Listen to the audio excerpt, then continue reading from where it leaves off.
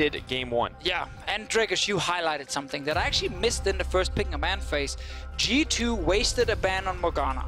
Now, obviously, they wanted to play Xayah, so that's why they banned the Morgana on their side, but is that really necessary to spend a ban on if you are G2 eSports? And then Apparently, giving yes. Skarner potentially again, unless they're first picking Skarner this time. And giving up Xayah.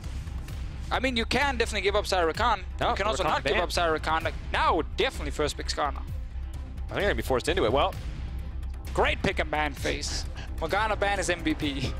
there you go. Skarner has been picked up by G2 eSports. This should set up G2 for more of a proactive early game. Skarner all around, I think from discussion from the analysts across the board, considered the best pick right now. Yeah, this is the QSS force. Now, Olaf is left open in this draft. It was banned last time by Splyce when G2 went for the Rakan first pick and then swapped the Zac for the Skarner on their side. Splyce, do you want to grab Olaf?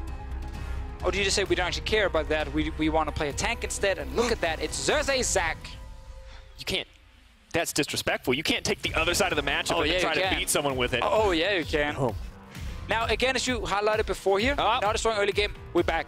We're back. We got one game of Wadid Ladies and Playmaker. gentlemen, our quarterfinal story was you couldn't play Tahm Kench. After 3 weeks, it turns out we were wrong. You can play Tahm Kench. G2 have also learned this and are now locking in the Tahm Kench Jhin lane for Hjärnan and Wadid.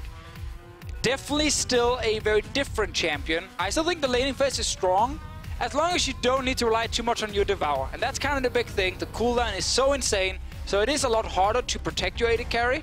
But if you only need one Devour in a team fight, it's still enough.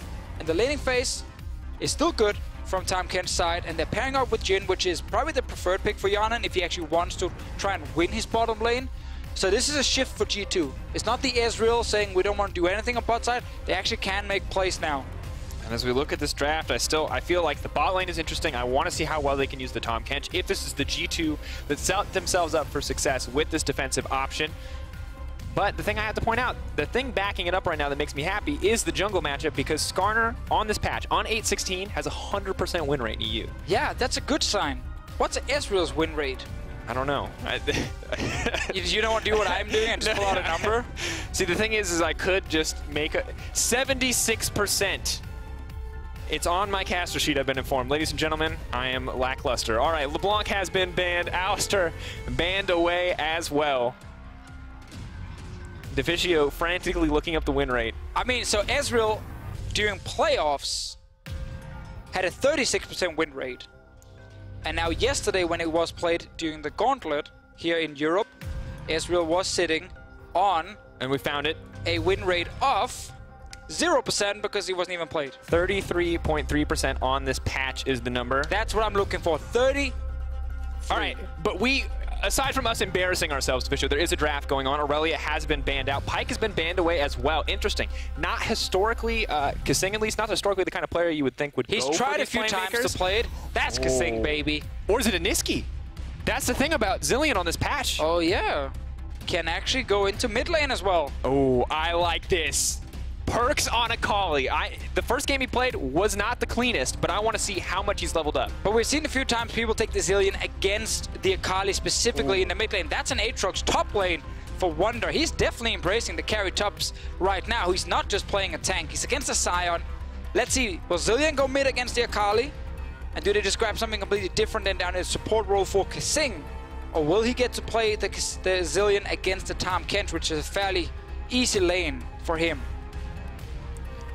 I want to find out. Both of these lanes explosive on the side of G2. I think we're just going to see Jankos living on the top side, and Splyce are well aware. They're just going to put a Galio. They just want to neutralize the strength here. But it's the Galio will look at the Aatrox as well and say, okay, if you want to play top side and try and get Aatrox ahead, like Galio can come in and be a huge, huge threat against tower dives, especially from G2 side. But the thing about Aatrox is you don't have to camp his lane super hard. He is fine on his own. You just want to speed him up because he is absolutely insane still once he gets a couple of levels, and it is Wunder playing it. I think actually Wunder, the last couple of games from G2, we haven't seen the player we were hoping to see after Rift Rivals, but it was during Rift Rivals where he got to play pre-nerfed Aatrox, buffed for some reason, but pre-nerfed back then, and he destroyed everyone. He did. He completely dumpstered every NA top laner. Not a big achievement, but he did. And now in Europe, needs to do it again. And I think that's what everybody's wanted. Odoamne once again stuck on tank duty. G2 trying once again to play through the top side of the map. Akali for PerkZ. Aatrox for Wunder. These guys have been incredible carries in the past. Yeah, I feel like the only lane you don't want to gank early is actually the mid lane with Akali, because she doesn't really offer anything. I think on bot side you have Xayah with Tahm Kench Jhin, and on top side you have the Aatrox. So to me, Skarner is looking at both side lanes more than anything. I just want to see what actually happens once we get a couple of levels for Xayah, because I think you can go mid with the Galio Xayah combo to try and kill PerkZ. We're gonna have to find out. Well, as the players load onto the Rift, let's send it to Medic with Splyce's strategic coach, Duke. Thank you very much, Drakos. I am joined by Duke. Now, Duke, I look at the G2 draft and I see a lot of power there. Aatrox, Skarner, Akali. How are you going to be able to deal with that with your draft? They look for early game prior on solo lanes, but they also have a lot of burst, assassination power, and we counter this with like tanking beefy frontline, a lot of ways to control the Skarner through the Zilean, the Galio, and just a big DPS scaling on the bot lane. I think unless Akali snowballs really hard, I don't see them winning. So the only way they win is if that Akali snowballs away from you guys? Yeah, we should be hard against Galio, but anything is possible with this champion. And with PerkZ as well. Good luck in the game, guys. Back to you.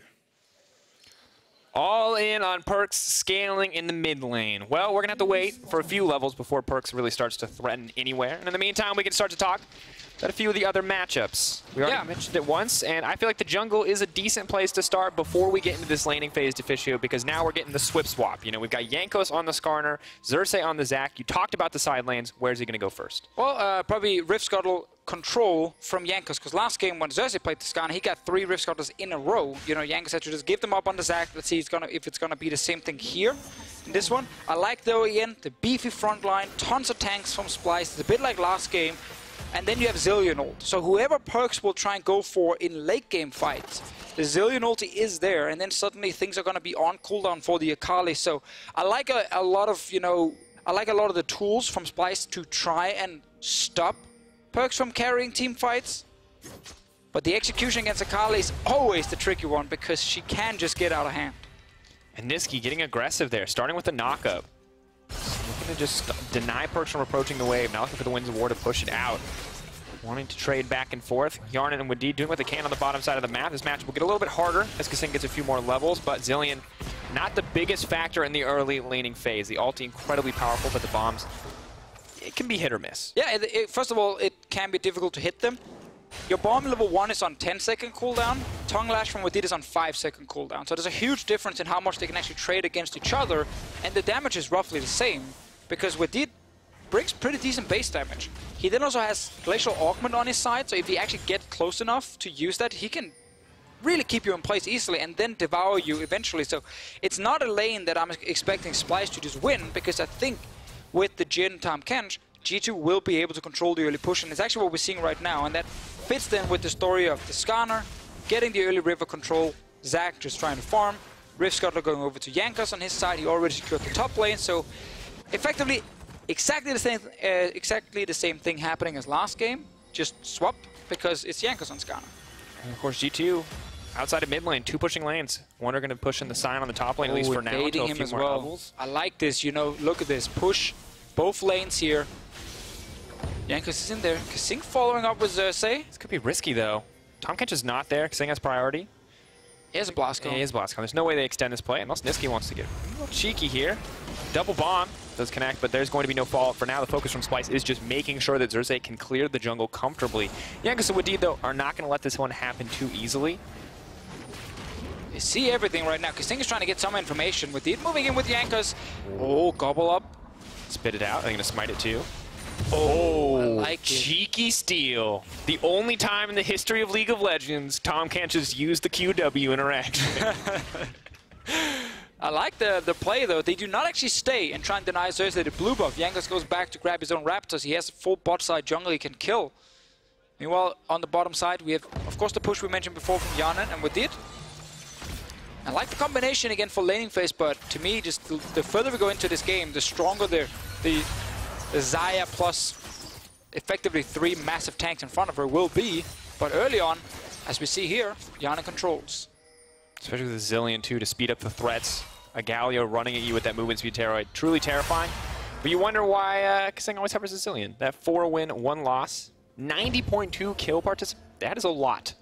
9 out of 10 kills Kasing is then therefore just about across his entire EU LCS career. Hey, great number. Kill participation, always a tricky stat though. Does it mean your team just never gets any kills? Like, is your team just sitting like, you know, 0 What it kills means for me, 25 minutes and then you get to team fight and you get all the kills? True. I can tell many stories. The story it tells to me is that we could just sit on the bottom lane all game if we were trying to watch this from the Splyce perspective, because we know nothing would happen without Kasing there. It's a fair point. What about mid lane where PerkZ is level 5 and Nisqy is forced back? He had to go in and help around the blue buff as well. He does not enjoy life right now. He's hard losing this lane. Very difficult. You really want Akali to leap in on you so you can be the one to CC her, but if you're the one to leap in, she just gets to walk away. I mean, you also really want to try and punish Akali a bit in the early game when she's not very strong. Right now, she's on 36 CS due to 23. Luckily, Nisqy can't TP back to lane, so you try and get something when PerkZ is recalling. Of course, Jankos and Xerxe just continuing to battle it out here in the jungle matchup. Last game was pretty slow. This game, only 5 minutes in, admittedly, but maybe a bit of a more sped up tempo. Are going to back off in the play, though. Oh, comes in. One good connect, no minion waves there. Jankos now moving into the top side. You can see both junglers were crucial in the previous game.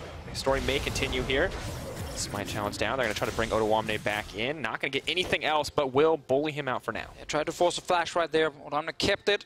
Knew he could actually walk out of it, but what we're probably going to see later is when Xerxe jumps in with level 6, if they know where PerkZ is when they actually engage onto him, they can pull him back out of his little shroud there.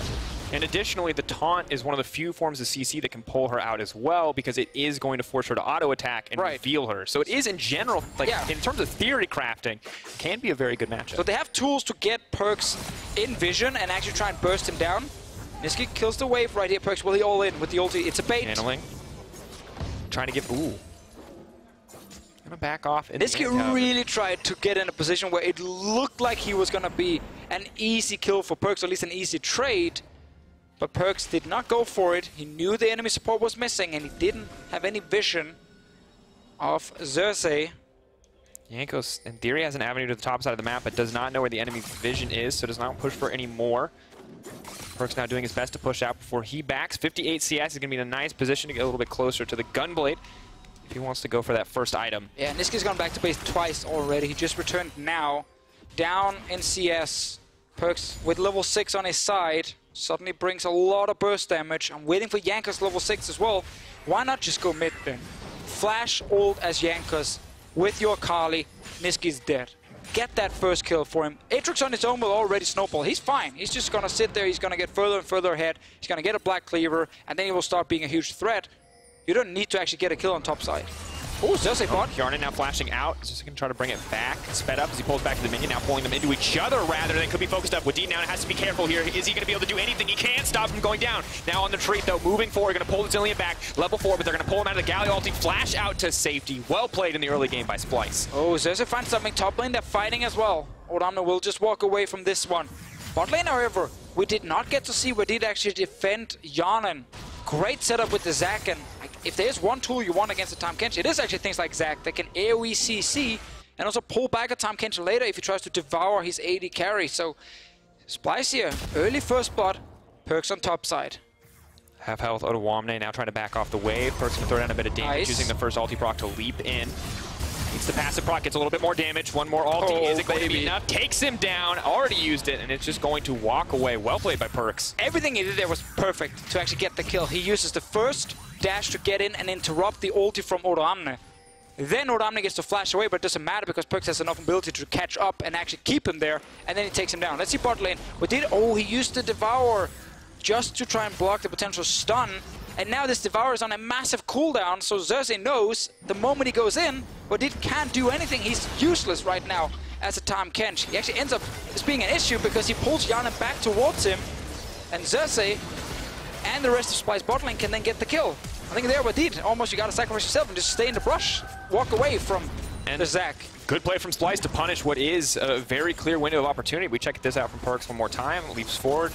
Perfect execution. It's everything you want right there. Then he gets slow. The double passive proc. Bam. And he gets to connect and actually get another dash onto Odoamne even after the flash. And no summoners, no big summoner used on the side of PerkZ. By that I could have just said flash, but I already committed to summoners. No Ignite either, though, so a little bit less kill pressure in the mid lane. But for now, Nisqy is just the guy who gets to sit under his tower and use that Galio ulti to try and follow up. Jankos and Xerxe fighting it out in the jungle. Jankos ulti is ready very, very soon. I still think going mid is just an easy opening for him if Nisqy's ever pushing forward and want to get a second kill on your Akali. Like Duke, the assistant coach from Splyce, said just before the game, we just need to make sure the PerkZ, you know, does not snowball. He's hard winning lane, he has 1 kill. So I guess not really successful yet. Hard. He didn't specify what that was. A couple of kills is 4 okay. kills, maybe it's 5. But for now, G2 control the tempo of this game, and it looks like they will be setting their sights on this bottom lane tier 1 tower. Nisqy is here, though. He's going to take the blast. Right into him. Bit of a risky choice, though. He's going to throw out the taunt just to ward them off. Now pulled back. Not going to give the chance to auto, so PerkZ will stay stealthed up. Another thing, actually, we mentioned before the Xayah and the Galio to try and land AoE damage or AoE CC onto PerkZ. Well, there's also the bombs from Kasing. There's feathers being pulled back from Kobbe, and there's the Q from a Sion. I feel like everyone can bring something to try and hit PerkZ in there when he's invisible. So it will be hard for him to play team fights, but your 1-3-1 is insane if you're G2. You have Aatrox winning topside, you're gonna have PerkZ hard winning the other side lane. So that split push combination is really, really good, and the counter that is gonna be Xerxe engaging on the Xayah. If that doesn't happen, Wunder is almost double the CS of Odoamne. And we're 10 minutes into the game. G2 starting to build a significant lead in what is a tied kill score, courtesy of those big CS leads. And Deficio, if you're a G2 fan or a follower of G2, this is kind of what you want to see when their back is against the wall, because this org has an incredible history. And while this has been an incredibly rough season, you do want to see them turned around. What? He went back in? No, PerkZ getting a little bit aggressive here. They're not going to commit, though. They really do not want to mess with this Akali. They also knew that one had already moved from top lane and Tahm Kench was sitting mid. G2 trophy case, however, it's a lot of EU LCS titles, and I think the big one down the bottom, MSI final. After some rough years where they couldn't perform internationally, they made that final in 2017. Sadly for them, they didn't beat SKT, but it was a very good best of 5. And now we're seeing the difficult position they're in, because if you look at their regular season, it started out so dominant, and it went a little bit downhill towards the end here, and now G2 are on a 7-game losing streak after that 0-3 in the first round versus Misfits. Do you see an ulti come in bot lane, though, so we'll hold that thought as Xerxe has a very clear lineup to go in on the Jhin. Wadid can just eat up and walk away, however, so play nullified there, at least for now. Yeah, and it's very important to highlight Hjärnan didn't ult the wave here so he could recall after and shop, because he already picked up his items. He knew if this wave hits the turret, there's going to be 3-4 players from Splyce who's going to tower dive me. So he just wanted to kill the wave as fast as possible, at least most of it. So he didn't have to suddenly lose a bunch of minions and maybe even get killed on the turret. So I actually like the play from him. Kobbe and Kasing, they had to wait now for the second wave, and that meant all of Splyce ended up recalling. Xerxe is going top lane because he's reading the map, and this is something Xerxe will always do. He will get vision bot side, look for a bot lane play. The moment it doesn't happen, he recalls and he instantly starts going top side. Obviously multiple reasons. One, his camps are up there. And second, enemy teams like to cross map against Splyce, and when they cross map, it's Odoamne who gets destroyed top lane. So Xerxe has to show up and try and defend him. This time though, nothing happened top lane, except for Wunder sitting with 123 CS on an Aatrox. You can see that the Galio is moving towards the bottom side of the map. This could be crucial. And Skarner is there as well. Rift Herald could be used if they want to push in for a little bit more, but they're not going to burn anything. He's not even going to auto-attack the ward. Does not want to reveal that he is in the area, but will get spotted out by this control ward. PerkZ continuing to be obnoxious in the mid lane, but Nisqy, that aftershock, just incredibly tanky. PerkZ has to be careful, though. Leaping back. Oh! Fancy! He did have to burn his ult, but that also looked very cool. Yeah, I think at first a little bit greedy jumping in without any help around, but Xerxe never got in to actually do anything to him because he was just dancing around. He's trying now. He's Xayah. Does not have a lot of cooldowns here. Is going to try to dash out to safety. Stealth is there. This champion is so obnoxious, and while he's taking up the time of 2 members, Rift Herald is being summoned on the bottom side of the map. G2 looking to extend the gold lead. They're already up 2K, and they want to make it 3. This is the G2 we want to see. Super strong early game. You know, a jungler who's looking for plays around the lanes. PerkZ on an assassin where he can be a huge threat. And Wunder winning lane on a carry. It doesn't always happen. He tends to get shot down when he plays different carries on top side. But this one, he's been left alone. And now this team is fully controlling the game. Bombs there aren't going to block the stun. Xerxe maybe looking for a flank on the side. They do not have the man advantage, however. Immediate use of the ulti to stop Zach from getting it any further. Galio ulti used back in return. Hjärnan and Wadid aren't even scared. Wunder is here, and the ulti is coming out. He wants to get the knockup, but Odoamne is there to deny it. Bomb in the belly. Wunder's still in trouble. That ulti is going to fade away. Maybe this is a chance to turn it around. Sion going back in, but a nice sidestep. Wadid going to be the only one to get hit by the knockup there. Wunder can't go into the backside, but he's oh so low. This is the chance for Xerxe. He pulls him in. The knockup's there for Odo. That's going to be the turn. Exactly what they want, but Hjärnan is now going to fire shots to the backline. Kobbe has to be careful, but the beefy tank front line we talked about is there to body block for the backline of Splyce. Man, I love when Xerxe is playing Zach. He's so good at this champion, and he's looking for engages. He was low on HP, but he still managed to find 3 people. That was the perfect combo. Kobbe, my friend, he's fine. Already been used. Yeah, second and third stack, of course, closer in range. So if you're flashing the first one, it'd be a bit of a tough spot. PerkZ, though, just trying to wreak havoc, just trying to get an advantage back for the team. Double bomb does not connect. PerkZ now needs to make it out to safety. Good there. Slowed down. Get the knockup now, pulling back. Odoamne might just slowly chase this one down. PerkZ has the ulti, though. He can turn and burn Yeah, this. don't get too confident here, Odo. Here comes Kasing. Does he have enough mana? He doesn't! Well, a beautiful fight bot lane for sure, but that is a bit awkward. Just absolutely outplayed by PerkZ. Odoamne he thought to himself, hey, I have Kasing right behind me, but this was a Zilean without mana and no ulti, so he's not going to do anything. It was effectively a 1 versus 1, and that's a Sion stacking armor trying to go towards an Akali who's already sitting on gunplay. That was never going to work, Odoamne. That's a big mistake. Another kill for PerkZ, despite the bot lane fight going in Splyce's favor. They lost all this damage on the mid lane turret, so it's going to drop now. Wadid is fighting now 1v1 on top side. Now pulling him back. Hjärnan is going to land the snare. Good chain CC coming through. Doesn't mean Xerxe just going to leap out. Not going to get much else there, though. The channel, as Nisqy does manage to get to level 11. PerkZ now running for his life, but no CC is going to connect. Healing up there on the 5-point strike. And you just can't lock PerkZ down. They had a theory here where they thought they could stop the Akali, but it's just not happening. Yeah, we highlighted the 5 champions who can all do AoE damage or CC to try and get the Akali when she's invisible, but they're not hitting it right now. All 3 outer turrets are gone. This is the play bot side. Xerxe on Zach. It's so fun to see how good he is at actually getting in range here. He gets the flash plus ulti, 3 people knocked back. This is the perfect setup for you into the taunt from Nisqy. You don't have a lot of damage, but you have enough to get some kills. Ideally here you get a bit more because again, look at the minimap, guys. In the mid lane, PerkZ is just sitting there. He's not moving. He's getting a bunch of damage on the turret, and then Odoamne gives him that kill right after. And that replay, of course, brought to you by Acer Predator. And wondering where the Resident Predator is, because PerkZ is the man that can run, that can stalk these guys, that can run them down in the side lanes. If he was in that fight, a lot of people would have died, but Splyce seeing their opportunity and taking it. They're going to need a few more, though. They want to keep things going. Ulti already used by Kobbe. Can't try to stop PerkZ from getting in the fight, but it might just be too little too late. Kasing is even going to burn the ultimate. Yes, he is. Oh, the flash! Get the resurrection, but now they're just going to burn it down. Galio's on the way in, but PerkZ is not even going to get hit by the CC. Pulled back into the middle of the team. Kobbe now trying to run. Is he going to get it? No! 5-point strike. Taken down in the end as Wunder goes 2v1 on the bottom side. Nisqy backs off. Let's swap cameras. Let's look at Wunder. Is he going to get the resurrection? Are they going to wait out for it? Beautiful dash to deny the ultimate from the Zach. My God, action everywhere. Yeah, G-2 in full control.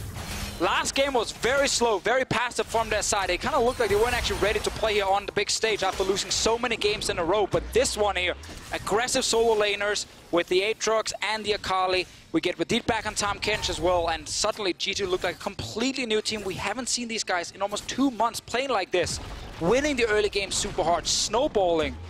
And Splyce, whenever they try to fight, they're just losing something. And this top end, this potential from G2 kind of gives us a reminder as to why so many analysts predicted in their favor despite not seeing them. Is because we know the individual potential of players like Wunder, Jankos, PerkZ, how smart players like Hjärnan and Wadid can be as well. We hadn't seen it, but we are starting to see it now here in Game 2. And now if you're Splyce, again, you've lost everything. Like, there's really no way for you to get a big advantage right now, so you're just trying to defend and get all the waves you can. And they play topside. They're actually staying alive for as long as possible, but the problem is the moment his Zilean ult is used, Kasing can't do anything in the fight, and he will eventually die. And PerkZ gets that last hit again onto Kobbe. So you have 3 kills on the Akali, and once again, as Duke said, do not let Akali snowball out of control. I feel like she's kind of out of control right now. I think that might be the case. I think 3-0-1 and a 30 CS lead is probably enough to definitively call PerkZ out of control. What would really be out of control is if he tried to kill Kobbe right here. He's not going to risk it, and he will just wait for his team to get an objective on the bottom side of the map. But Splyce grouping on top side where there is nothing for them to take. Now, despite how explosive this game has been, it's only 19 minutes, Deficio. Baron's not even on the table for either of these lineups because it hasn't spawned yet. Jankos gonna try to pull back. Oh, wasn't ready. Didn't want to mess with him. Big, scary slime man. PerkZ right there. He could take him. Probably could have. Yeah. But why burn the ulti? Jungler not going to be important yet. There's really no follow-up objectives taken. 45 seconds, so that story will change. However, Jhin, Akali, probably not the most threatening duo when it comes to Baron. Wunder, however, Right. 70 CS up, Deficio. Yeah, again, we talk so much about perks in this game here, but obviously Wunder is just going to town on Odoamne, and there's really nothing the Sion can do against it, because whenever you try anything, yeah, you're just gonna see this Aatrox heal back and just out-damage you. And we now see what could either be a Duskblade or a Youmuu's. I'm It's going a to Ghost assume Blade. Youmuu's. Extra movement speed is going to be nice to have, and Cooldown reduction. Odoamne doesn't get to play the game. Hjärnan is going to get eaten up, but they're going to be pulled back. What? That was an interesting interaction. I think he got knocked up to deny the knockback. Awkward use of the CC there. We're going to have to see a replay on that one to see exactly what went down in the exchange. Once again, though, it's a fight bot lane. Pulling back, Wunder has been taunted, is going to get the ultimate out, though. That's going to be crucial. Splyce still playing on the back foot as PerkZ has priority in the mid lane and will look to push for that tier 2 tower. They're trying again. With 5 members, it's the only thing that Kobbe can't do is just try and 5 versus 5, but whenever they do it, they don't have any damage right now because it's all about scaling on the Splyce side, and PerkZ will He's just just walk away. He knows that they do not have a threat there. Kobbe has to be safe. Everyone stops their back timers. If that had been any other AD carry, you know, without an ulti to actually become untargetable, PerkZ would probably have jumped in and try and kill them. And Deficio, this is G2's largest lead in the game since week 6 of the LCS. I said it 2 months, man. Like, we have not seen this team win early game this hard. Oh no. Blastcone brought PerkZ back into the team. Luckily for him, manages to slow him down before he goes for anything else. Oh, there it is. The knockup! Oh, that's the most awkward thing I've ever seen, Odoamne, you poor man, you couldn't have known. That's just unlucky. Thank you so much, observers. That replay was otherwise insignificant. I just had to know how that worked out. But would have pulled the Tahm Kench and Jhin right back into the team. And unfortunately, Sion said no. I feel bad for Xerxe, man. I really feel like he's doing everything he can do. But it's not even Odo's fault. I know, but that's just unlucky, right? Like, this Xayah has done so many things to try and set up kills for his team, but every time he brings someone into the team, they have no damage. They just can't kill anyone. And bless the internet, someone out there's gonna be like, how could you not know about this really specific interaction? You're a professional player. But it's just, you Happens don't in every game I play. You don't run into these circumstances. So Odoamne knows for next time not to charge the CC.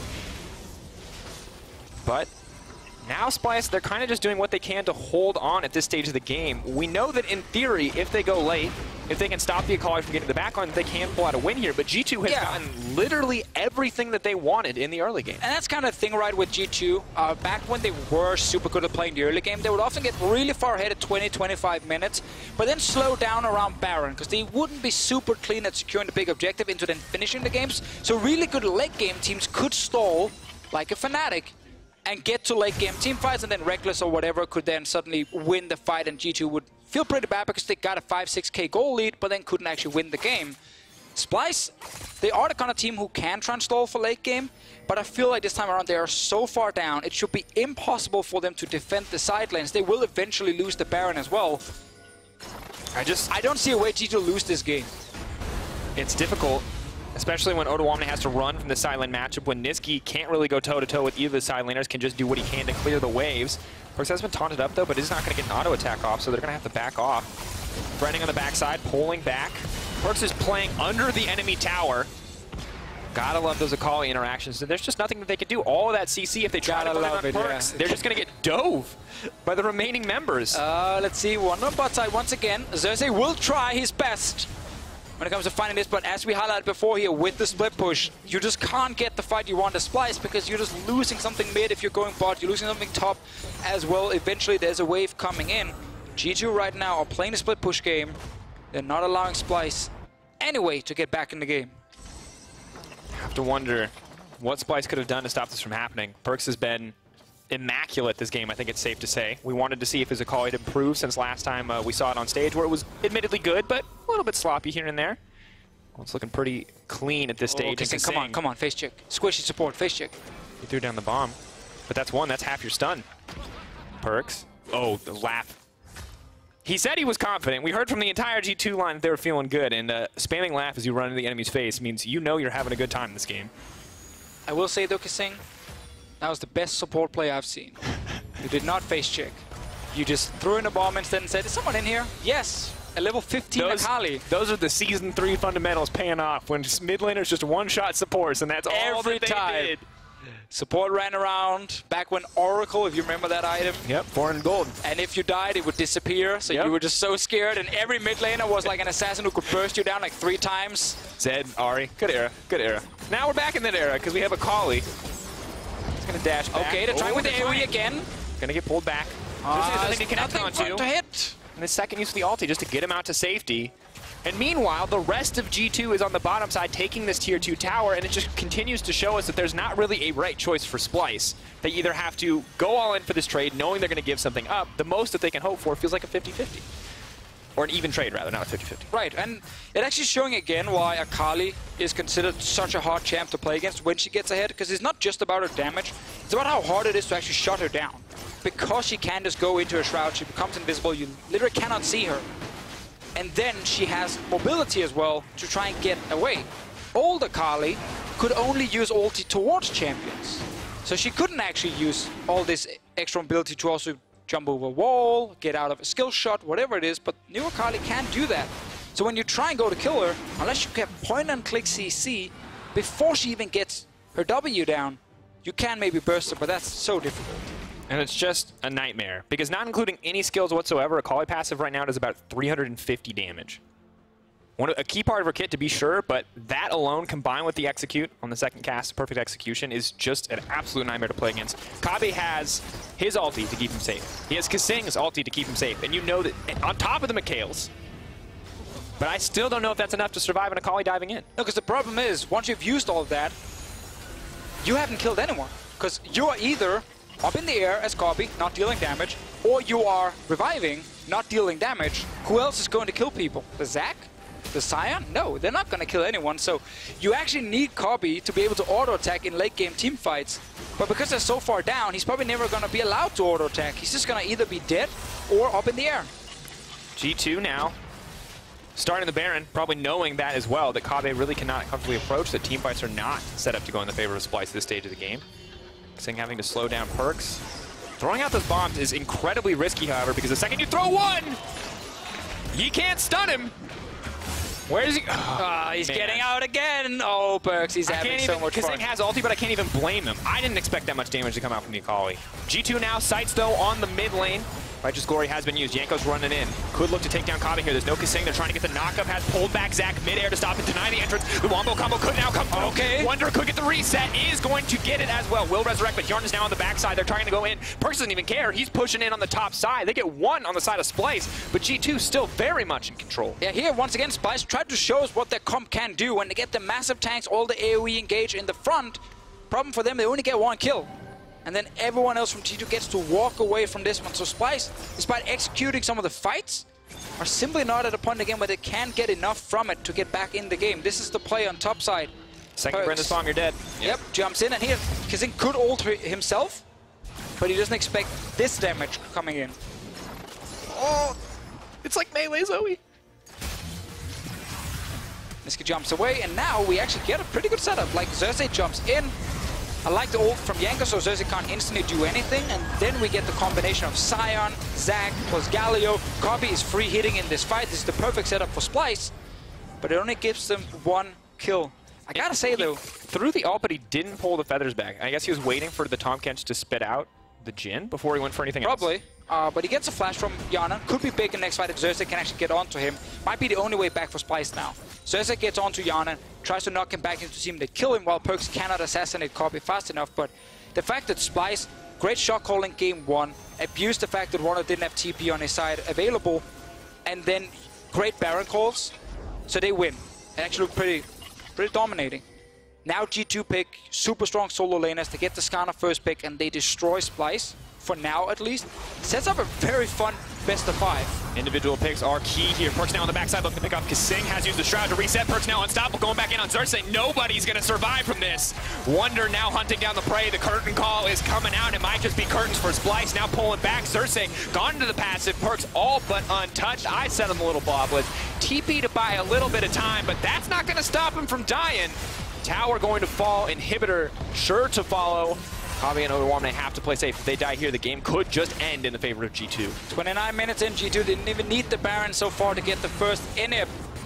Odoamne and Splyce not able to do anything, and now G2 will get the Baron on the way out. Another big fight, and PerkZ, second time he assassinates Kasing before he ults himself.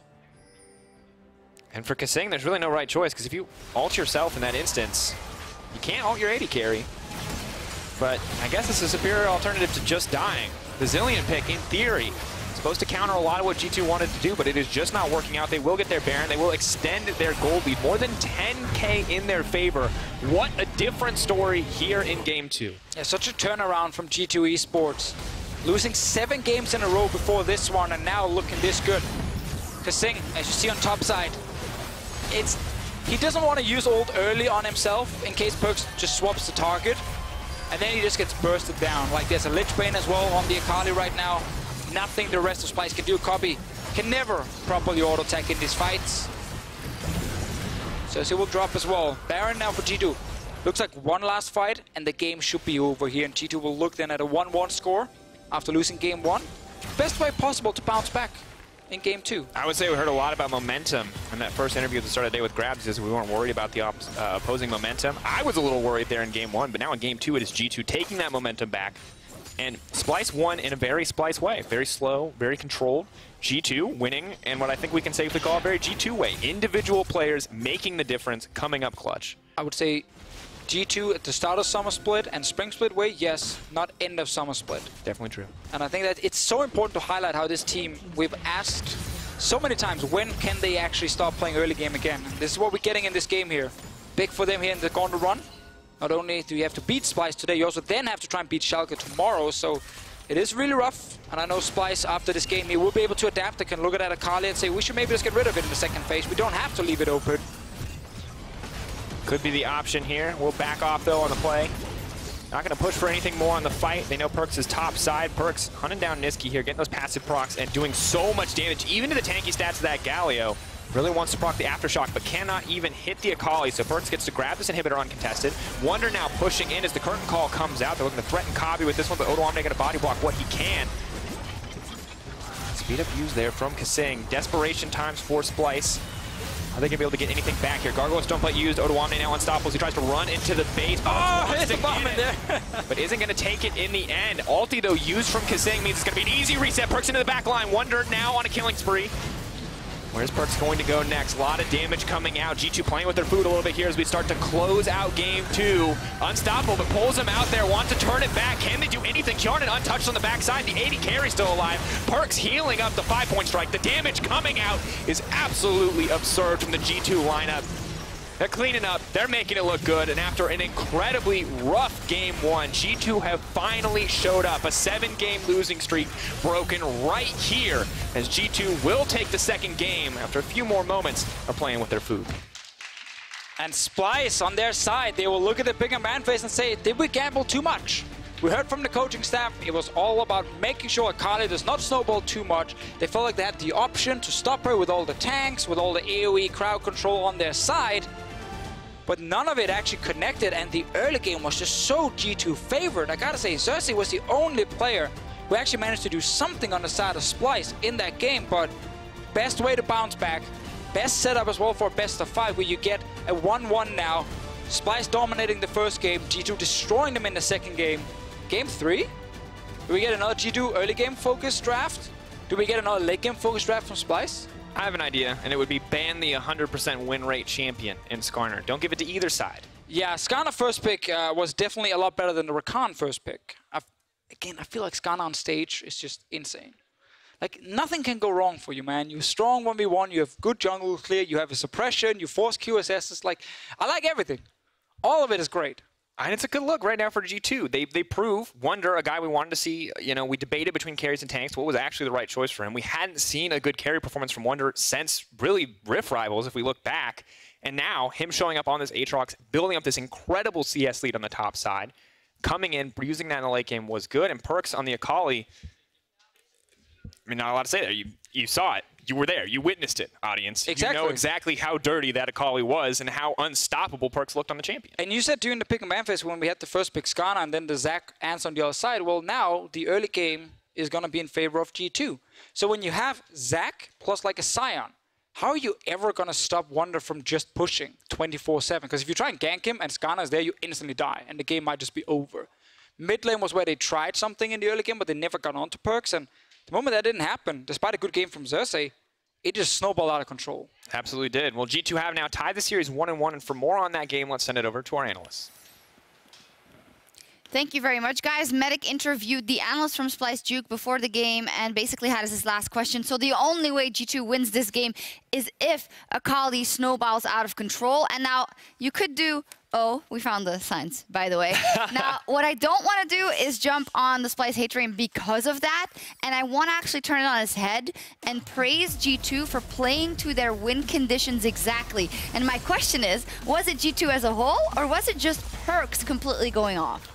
I felt like a lot of it was just PerkZ going off. In part, it was a couple mistakes from Odo. As you can see, he was kind of the recipient of a lot of these early kills from the side of Akali. But I love the way PerkZ is playing. Like, we wanted to see him on more of a playmaker. Sheepy, you talked about the fact that he was on that Corky in game one, and even though they tried to play through mid, it's not something that can really run away with the game. And this time around, you saw the difference, except he was building a lot of the leads for himself. So this must make you happy then, Sheepy. Is this what you wanted to see? All the changes that G2 needed to make to win this game, they actually did. So I'm very, very happy about what G2 did. I think also unsung hero is Wunder, who did amazing in the top lane. And I think Aatrox is a pick that's been underrated a lot, has been showing up everywhere and has always done extremely well. So yeah, a lot of question marks now coming up for Splyce. What are they gonna exactly do against the Aatrox, against the Akali? Yeah, great and point. even the Skarner. And even the Skarner. We'll take a look at picks and bans and look forward in just a second. I would like to button up the early game because Akali was so good and it just snowballed out of control. If we compare the goal difference at 15 and at 20 minutes, I believe at 15 for game 1 compared to game 2.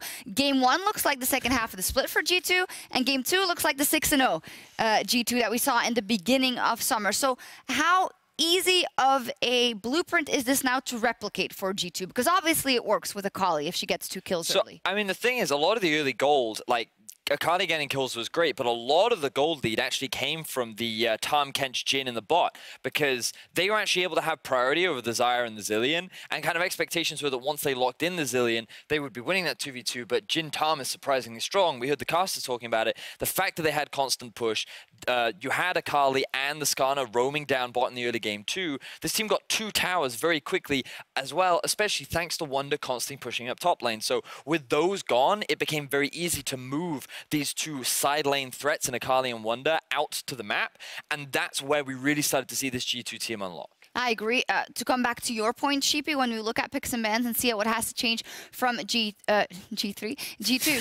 if they want to win 3 games. But in game 1, Splyce, great draft, great composition, great strategy in the game itself. Do you feel like they've taken a bit too many risks and a bit too many freedoms in this draft, giving over the Aatrox and the Akali and the Skarner? I think so. I also believe that Splyce has been doing what they thought was working, like they put Odoamne on a tank and everything will be fine, and But it seems now that G2 found a champion that can just snowball so hard on the side lane that they can play this 1-3-1 style. They started picking the champions that can be aggressive in the enemy jungle, and Splyce didn't really know how to react. The Skarner was really key, like we said, Aatrox and Akali, and they just play the 1-3-1 composition, and then even the Tahm Kench with the Jhin made so much sense. Really strong lane, but can also deny this engage from Zac, and they only got 1 good engage on Splyce, and that was really it. What's your gut? What do you ban away, though, if any? That's really difficult. Yes. Imagine you're the coach, and you gotta go on stage in the next one. Somebody of the players needs to speak up. There needs to be some change of priority. Like, even the Jhin did well into the Xayah, and Xayah has been popping up. What if none of the players say anything, Sheepy? The coach needs to have an answer. Then you need to step up as a coach. Wait. Yeah, of course. Greg's gonna be there and be like, Wunder, you got nothing? PerkZ, you got nothing? Oh, better go home then. I think that they can pick up the Skarner to deny the Akali. That's an idea, because what Schalke did when they played against Akali, they picked all the lockdown. They picked Cho'Gath for top lane. They picked Lissandra for mid lane. They picked Skarner. Just this point-and-click CC to shut him down. The Braum, like, it was impossible to play. So that's a good start. Yeah, I think that's a good strategy. What I think interesting about that is that what was the perfect composition. And I remember in draft, you did say, I actually don't understand where PerkZ is going for this Akali when the enemy team has Zilean. Little did we know he was going to pop off the way he did. The thing is, I thought the Zilean would go mid, and I feel like Zilean mid does a really good job of controlling Akali, because even in her Shroud, you can get locked down by the bombs, and we know that, I feel like this is something that Nisqy would be more than happy to play, and it's something that also makes her one-shot potential really difficult. But the thing that really impressed me about G2 was that they didn't fall into the trap of trying to team fight with this comp. You know, you mentioned it earlier, Sheepy, the fact that we only saw one good ult and kind of setup from the side of Splyce where they got 2 kills towards the bot lane. That was the only time we saw it. Outside from that, G2 was like, let's not play to their biggest strength, which is 5v5 team fighting. Let's just divide the map and rely on our individual skill to outplay them, which often worked out in their favor. And that's a pretty hard thing to do when you see that most games devolve into just team fights all the time. But if you are this far ahead, I think that was wonderfully executed by G2. But nothing overboard yet for Splyce either. 1-1 in the first game. They could rely on their strengths, a lot of team fighting, getting the objectives as well. In game 2, G2 ran away with the game. So my question is, how does Splyce now reinsert the things that were working for them yesterday and in game 1? For instance, I've not seen Kobbe that much at all. So what has G2 done to negate him, and what can Splyce do to bring that beautiful X factor back into the game? So I think a higher priority needs to be put onto things like Tahm Kench. I think you need to take that off of Wadid, keep the Rakan ban in there, see what else he can bring out, because I think that we saw yesterday they're more than happy to play the Tahm, and I think it works. I also think you should consider throwing a ban towards the Aatrox and just leave the Akali pick there, because I think there are ways in dealing with Akali in isolation, but when you have this much power on both your side lanes, it becomes harder to try and isolate her down and keep her impact limited. So if I was Splyce, I would look to kind of go back to some of the comfort and success they had from yesterday, ban away the Aatrox, which they also did yesterday against Maxer in the jungle, and then just kind of try and lock down PerkZ to prevent him from doing PerkZ things. I do believe that maybe Tahm Kench is not as important, maybe to deny it from the enemy, but I think that's why I would do it. Yeah, the engage is really, really important for Splyce, because I think G2 should be very comfortable playing the 1-3-1 setup, so you should deny this, and I think G2 should be afraid of the 5v5 in mid-game, so you should enable that as Splyce. So really pick engage. I think in this game as well, they didn't engage enough with Xerxe towards mid lane. They should have done that constantly, and they just didn't. Ornn would be really good for that, which is something that they played a lot yesterday. So for example, that's a good idea. Pick more engage, more safe engage, where you can literally just press the R button and you go in. And I think this should be Splyce's game plan. I think the idea of shutting down the Aatrox is the first step, because I think right now, shutting down Aatrox with a counter pick, I wouldn't know exactly which one, right? So, but maybe they have a better idea. So those will be, you know, going forward, I think both have characteristic the styles that they want to pick up. Yeah. So game 3 will be super, super interesting. We all voted G2. Us 3 voted G2 at the beginning of the day. Recency bias, and the way they won game 2 thinks, okay, well, that was pretty good then. But do any of you have different feelings? Do you think that Splyce is actually going to come out on top and bounce back from this? So, to me, it feels like that G2 have a lot more options in the draft. That's kind of what I'm initially seeing based on game 1 and game 2. But the question is, how well will Splyce adapt throughout the series? So if they can adapt, I think Splyce can take us to a challenging series. Yeah, I think we're not that much the wiser. I think we need to see one more game at least to know. And both teams, they have so much on the line tonight as the players look to keep their dreams of playing at Worlds alive. Find out who takes the lead in the series right after this.